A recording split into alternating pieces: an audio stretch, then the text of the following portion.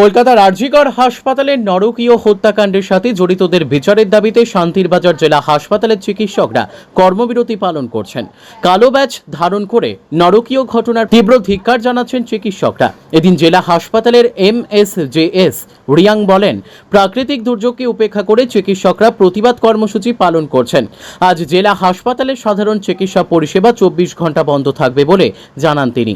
পাশাপাশি আরও জানান, রোগীদের যেন কোনো প্রকার অসুবিধার সম্মুখীন হতে না হয় তার দিকে লক্ষ্য রেখে এমার্জেন্সি পরিষেবা চালু থাকবে।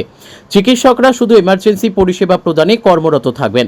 এদিনের প্রতিবাদ কর্মসূচিতে উপস্থিত ছিলেন জেলা হাসপাতালের MSJS Riang doctor Shantanu Das, doctor Prosenjit Das, doctor Ajay Pal সহ জেলা হাসপাতালের সমস্ত চিকিৎসক, নার্স সহ অন্যান্যরা। 20 ঘন্টা আজকে সকাল 6টা থেকে আগামী রোববার সকাল 6টা অবধি এই পরিষেবাগুলো বন্ধ থাকবে।